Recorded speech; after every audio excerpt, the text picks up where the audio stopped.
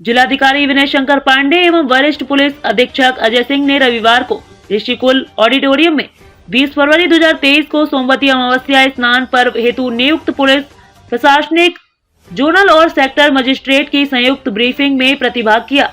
व्यवस्था की दृष्टि से सोमवती अमावस्या स्नान पर्व के लिए पूरे मेला क्षेत्र को 5 सुपर जोन, 16 जोन तथा 39 सेक्टरों में विभाजित किया गया।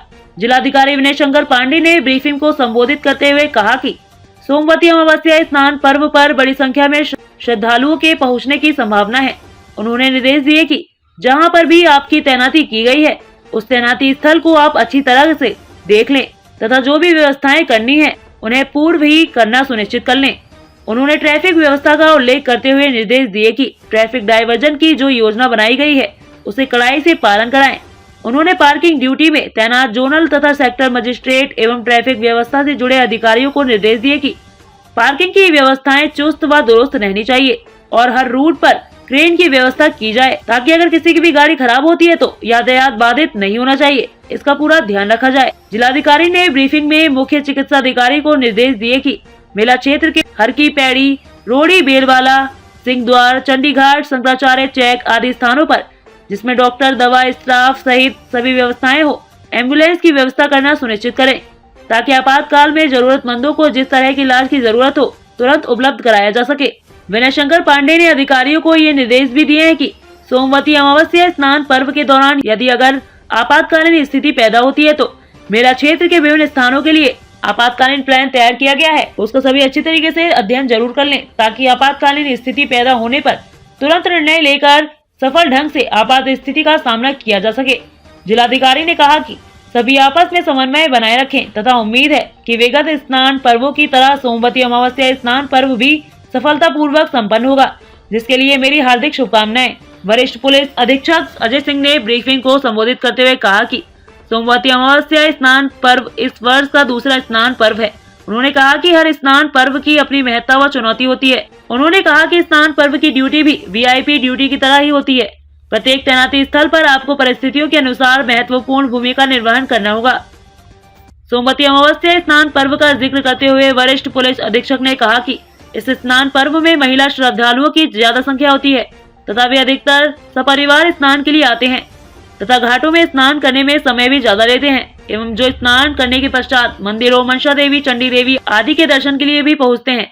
इसलिए आपको अन्य व्यवस्थाओं के साथ साथ महिला फोर्स की तैनाती की व्यवस्था पर विशेष ध्यान देना चाहिए।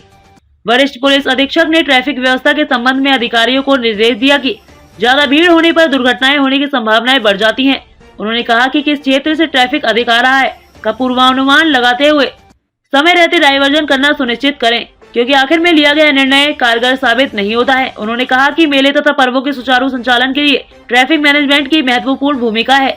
जिलाधिकारी की तरह वरिष्ठ पुलिस अधीक्षक ने भी आकस्मिक स्कीम का पूरा अध्ययन करते हुए अपनी तैनाती स्थल पर परिस्थितियों के अनुसार अपने दायित्वों का निर्वहन करने के निर्देश भी दिए हैं। उन्होंने कहा कि चाहे हाईवे हो, निकासी पॉइंट हो या स्नान घाट, कहीं पर भी अधिक क्राउड की स्थिति नहीं बननी चाहिए तथा स्नान घाटों में ऐसी व्यवस्था बनाई जाए कि एक स्थान पर अधिक श्रद्धालुओं की भीड़ इकट्ठा न होने पाए। इससे पूर्व ब्रीफिंग में अपर जिलाधिकारी पीएल शाह एवं पुलिस के अधिकारियों ने सोमवती अमावस्या स्नान पर्व को सफलतापूर्वक संपन्न कराने के दृष्टिगत ट्रैफिक प्लान, तैनाती स्थल, आपसी समन्वय आदि के संबंध में विस्तृत जानकारी दी। बड़ी चुनौती होती है सोमवती अमावस्या पे, बड़ी संख्या में भीड़ आती है, उसको लेकर क्या व्यवस्था की? बड़ा स्नान होता है। निसंदेह सोमवती अमावस्या हरिद्वार के लिए एक बड़ा स्नान होता है और पिछले वर्ष भी हम लोगों ने इस स्नान को सफलतापूर्वक संपन्न कराया था। उसी कड़ी में इस बार भी हम लोगों ने पूरे क्षेत्र को 39 सेक्टर में और 16 जोन और 5 सुपर जोनल क्षेत्र में बांटा गया है।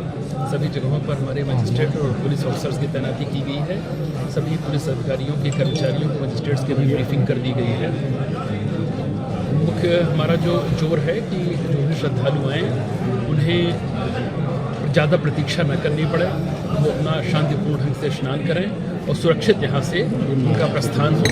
ये हम लोगों का मेन उद्देश्य है, कम से कम लोगों को दिक्कतों का सामना करना पड़े। साथ ही साथ इस चीज़ का भी विशेष ध्यान रखा गया है कि यदि किसी को कोई मेडिकल इमरजेंसी आती है तो लगभग 5 पॉइंट पर हमारी जो advance life support system ambulances होती हैं 24/7 के बेसिस पर डॉक्टर्स के साथ मौजूद रहेंगे और जो प्राथमिक उपचार उनको दें और अगर कोई ज़्यादा मामला सीरियस है तो उसको निकटवर्ती अस्पतालों में ले जाएं। हमारे जो भी हॉस्पिटल डिस्ट्रिक्ट के हैं उनको भी ये बता दिया गया है कि अलग से इसकी पूरी तैयारी रखें। कोई इमरजेंसी की स्थिति होती है तो तत्काल मेडिकल ट्रीटमेंट उनको दिया जाए।